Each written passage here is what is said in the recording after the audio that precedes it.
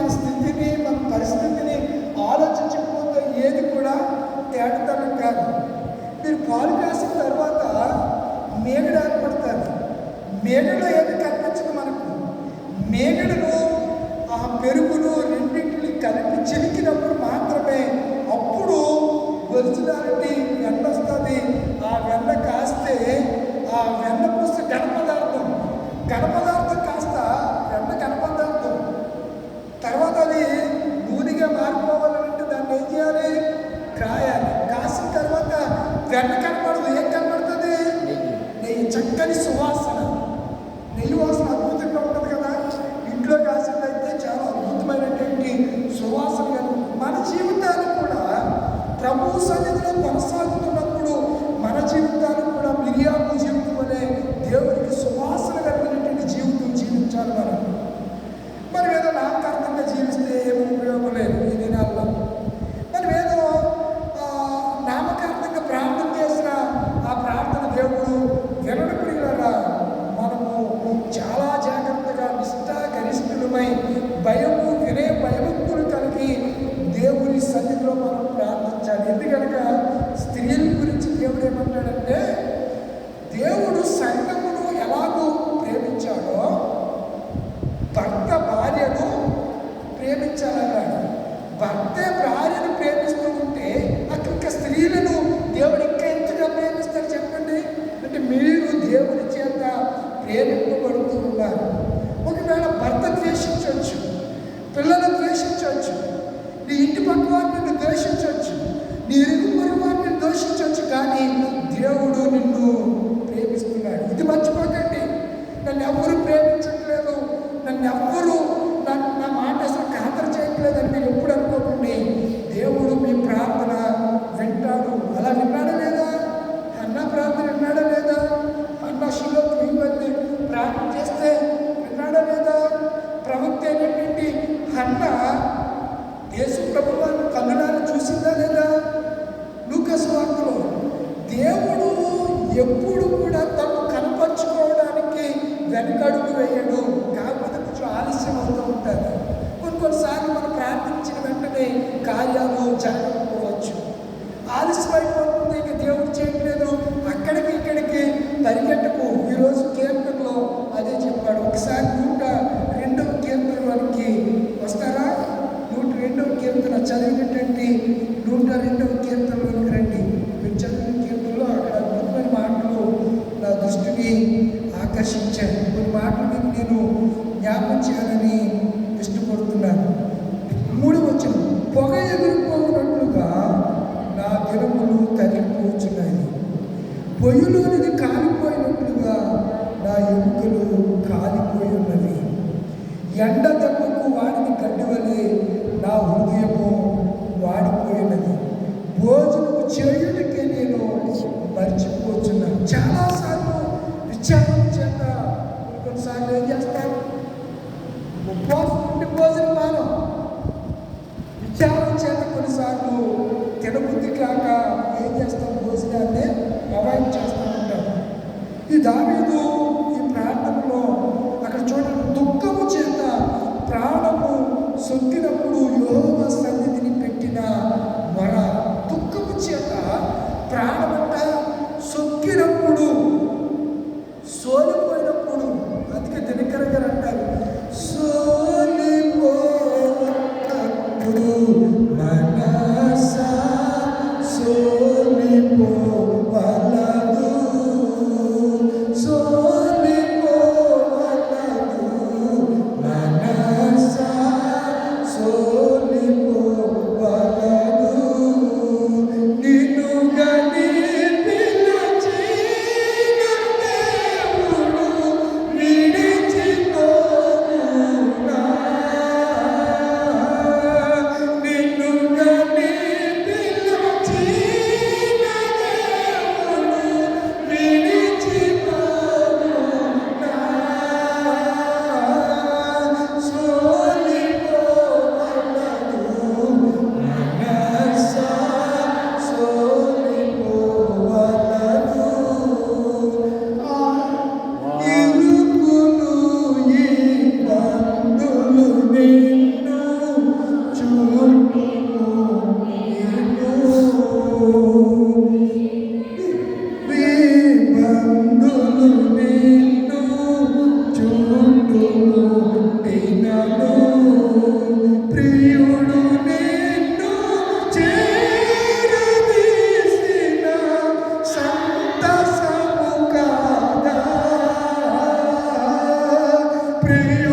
నిన్ను చేరదీసిన ఆనందము కాదా, సోలిపోవలదు మనసా, సోలిపోవలదు. రెండో శబ్దం పాడు. శోధనలను జయించినాచో భాగ్యవంతుడవు,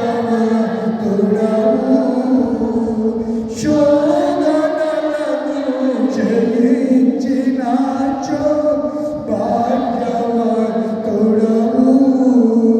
జీవ కిరీటం మోయువేళ సంతసము కాదా, జీవ కిరీటం మోయువేళ సంతోషము కాదా, సోలిపోవలదు మనసా, సోలిపోవలదు మనసా, సోలిపోవలదు.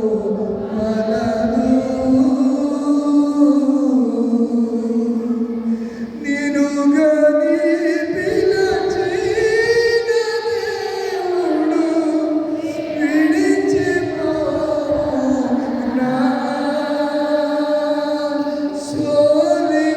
సోలిపోవలదు మనసా, సోలిపోవలదు. ఎన్ని కష్టాలు వచ్చినా, ఎన్ని ఇబ్బందులు వచ్చినా ఇశ్రాయేలు ప్రజల వలె అరణ్య ప్రయాణం చేసి మరి ఎక్కడికి చేరాలి? కనానుకు చేరాలి. అరణ్య ప్రయాణంలో అద్భుతం ప్రియులారా. అరణ్య ప్రయాణంలో దేవుడు వారిని కాచి కాపాడినప్పుడు మిరియాము అనే ప్రవక్త సంతోషంతో ఎర్ర సముద్రం దాటగానే ఆమె స్తుతి కీర్తనలు పాడడం ప్రారంభించింది. మహిళలందరూ, స్త్రీలందరూ ఆమెను వెంబడించారు. అందరూ కూడా స్వరమెత్తి పాటలు పాడుతూ ప్రభువుని స్తుతించారు. ఆ స్తుతిలో గొప్ప సత్యాలు దాగి ఉన్నాయి. ఒకటి రెండు చెప్పేసి చేస్తాం, టైం అయిపోయింది. ఈ 102వ కీర్తనలో మనం మాట మీకు జ్ఞాపకం చేయాలని ఇష్టపడుతున్నాను. 7వ వచనం. రాత్రి మెలకువగా నుండి ఇంటి మీద ఒంటరిగా నిన్న పిచ్చుకోలేనున్నాను. రాత్రి అట మెలకువగా ఉండి, ప్రభు కూడా సంఘంతో స్త్రీలతో చెప్పినట్టు మాట, మెలకువ కలిగి ప్రార్థన చేయండి. బుద్ధి కలిగిన కన్యకులు మెలకువగా ఉన్నారా, నిద్రపోయారా? చెప్పరా. మెలకువగా ఉన్నారు కదా. మెలకువగా ఉన్న కారణం చేతనే వారు పెండ్లి కుమారుని స్వరమును వినగలిగారు. అంత మాత్రమే కాదు, విన్నటువంటి వారు దీపాలు వెలుగుచూ ఉండగానే ఎక్కడికి వెళ్ళారు? అంతఃపురములోనికి, పరలోకంలోనికి వారు వెళ్ళిపోయారు. దివిటి ఆరిపోతే మరుడి ఆత్మ యెహోవా పెట్టిన దీపం. దీపారిపోతే ఏంటి పరిస్థితి? చెవడదు. ఆత్మ పీడిస్తుంది. ఆత్మ నీలో ఉంటేనే అందరూ నిన్ను ప్రేమిస్తారు. అది కాస్త వెళ్ళిపోతే ఎవరికి నీ అవసరం ఉండదు. కన్నవారే ఉండదు, కట్టుకున్నవారుండదు, ఎవరికి కనిపించకనే ఆత్మ వెళ్ళిపోను. ఎన్ని చేసినా తనువు నమ్మినా కట్టె మిగిల్చింది కన్నీటిగాదా. కట్టెలపై నీ శరీరం కనిపించదు గంటకు మళ్ళీ. మట్టిలోన పెట్టిన నిన్నే గుర్తించదు నీ తల్లి. కనుక దీపము ఆరిపోక మునిపే, దీపము ఆరిపోక మునిపే, శిలోహులో దీపం ఆరిపోక మునిపే సమూయేలు ఏం చేసేవాడు చెప్పండి? దీపాన్ని వెలిగిస్తూ ఉండేవాడు. బాలుడైన సమూయేలు దేవుని మందిరంలో దీపము ఎప్పుడు వెలుగుతూ ఉండాలి. ఆ దీపం వాక్య సాదృశ్యం. నీ వాక్యముల పాదములకు దీపమున త్రాగుకు అనగా మందిరములో ఎప్పుడు కూడా ఏం ప్రకటించబడాలి? వాక్యము ప్రకటించబడాలి, ప్రార్థనలు చేయాలి. మందిరములో సొలొమోను దావీదు ఏం చేశారు? ప్రార్థనలు చేశారు. ఏం చేశారు? గాయకులు ఏం చేశారు? స్తుతి పాటలు పాడారు. ఆసాపులు ఆ గాయకులందరూ కూడా మందిరంలో ఏం చేసేవారు? పాటలు పాడుతూ దేవుని వారు స్తుతిస్తూ ఉండేవారు. ఇక్కడ అంటాడు కదా, రాత్రి మెలకువగా ఉండి ఇంటి మీద ఉన్న ఒంటరి పిచ్చుకొని ఉన్నారు. దినమెల్లా నా శత్రువులు నన్ను చాలా మంది మనల్ని నిందించేవారు ఉంటారండి. అమ్మో భక్తులాగా తయారైంది, ఓ పాటలు పాడేస్తుంది, ఓ ప్రార్థన చేసేస్తుంది. ఇలా దినమెల్లా నింద నింద నింద. దినమెల్లనే పాడిన కీర్తించిన నీ రుణమునే తీర్చగలనా, కొనియాడి పాడి నీ సాక్షిగానే ఇలను జీవించనా, ఇలను జీవించనా. దినమెల్లనే పాడినా గాయపడిన సమయాన మంచి సమరయునిలా నా గాయాలు కడిగిన దేవా, ఆకలైన వేళలో ఆహారమిచ్చి నన్ను పోషించినావు దేవా. గాయపడిన సమయాన మంచి సమరయునిలా నా గాయాలు కడిగిన దేవా, ఆకలైన వేళలో ఆహారమిచ్చి నన్ను పోషించినావు దేవా. నిన్ను విడువను ఎడబాయనని నా, నిన్ను విడువను ఎడబాయనని నా యేసయ్యా. దినమెల్లనే పాడిన కీర్తించిన నీ రుణమునే తీర్చగలనా, కొనియాడి పాడి నీ సాక్షిగానే ఇలను జీవించనా, ఇలను జీవించనా. ఎన్ని దినాలు మనం భూమి మీద బతికినా ప్రతి దినము మనం అనుష్ఠించాలి. మిరియం ఎప్పుడైతే అద్భుతాలు చూసిందో, ఎర్ర సముద్రం పాయలేకపోతే చూసిందో, ఆరిన నేల మీద ఇశ్రాయేలు ప్రజలు అవతలికి వెనక చూసిందో, ఆమె హృదయ ఆనందముతో కేకలు పెడుతుంది, హృదయ ఆనందంతో కీర్తనలు పాడి సంగీత నాదం చేసింది ఆమె. నా ప్రియమైన దేవుని పిల్లలారా, దేవుని మందిరంలో మనం పాటలతో ప్రభువుని ఏం చేయాలి? స్తుతించాలి. ప్రార్థనతో ప్రభుతో ఏం చేయాలి? సంభాషణ చేయాలి.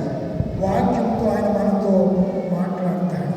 మనం ప్రార్థనతో ఆయనతో మాట్లాడితే వాక్యంతో ఆయన మనతో మాట్లాడతాడు. ప్రార్థన అంటే ఆయనతో మాట్లాడటం, వాక్యం అంటే ఆయన మనతో మాట్లాడటం.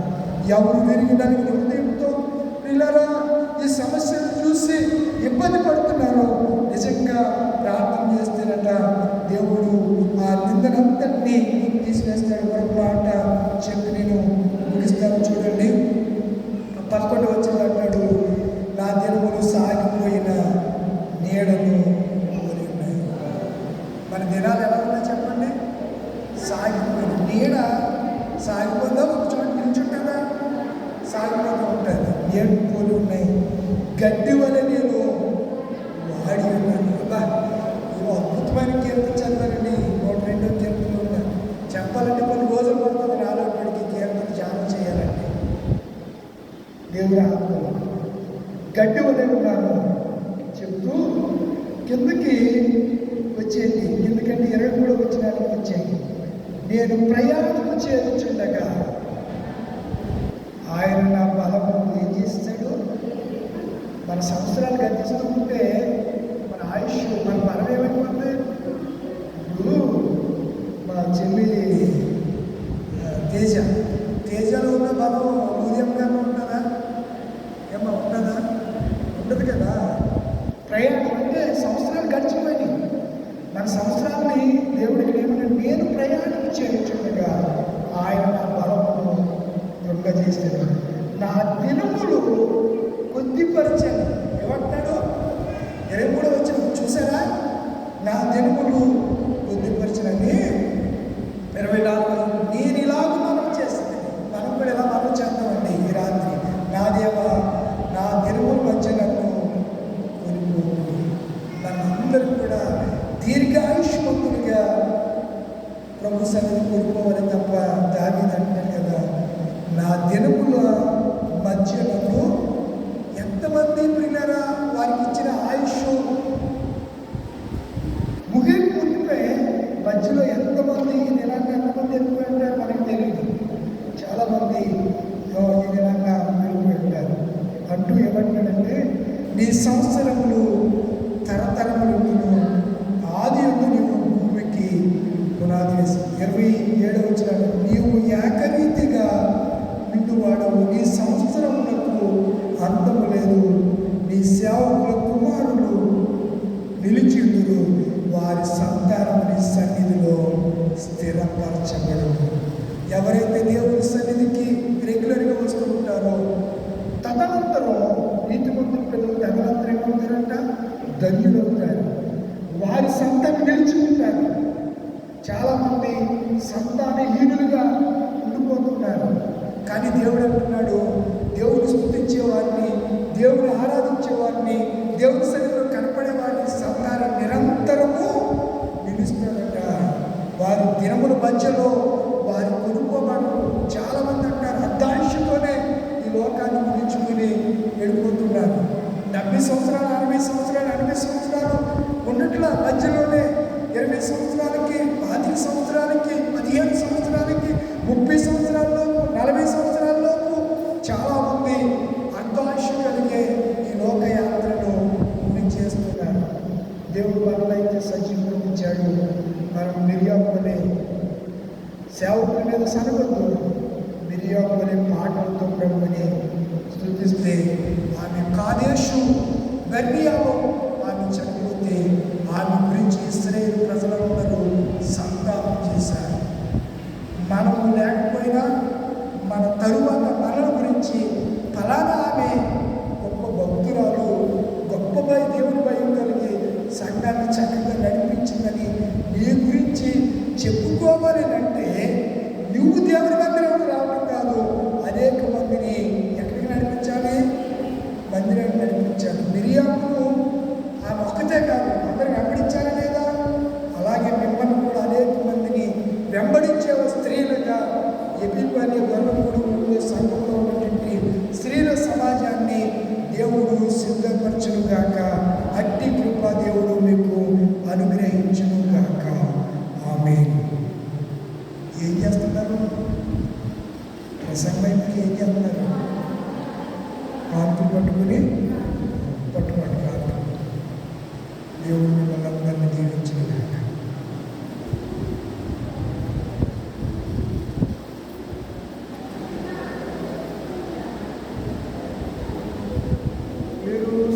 ఎలా చేస్తున్నారు? రెగ్యులర్గా అలాగే చేస్తున్నారు. కొత్తగా ఏం చేయవలసింది.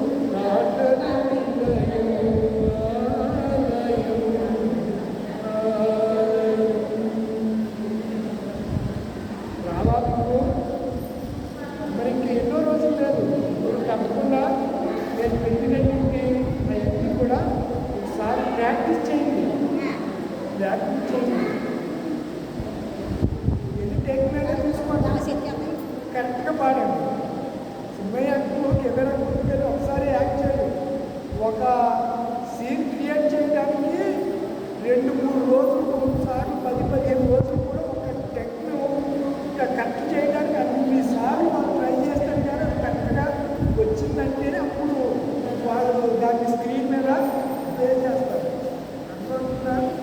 లేకపోతే ఎవరు చూస్తాడు? సినిమాలు ఎవరు చూస్తాడా? ఆడ నేర్చుకోండి. మీరు వచ్చిన తర్వాత 3 సంఘాల కీర్తనలు పాటించారు. 3 కీర్తనలు నేర్చుకోండి. ఎన్నో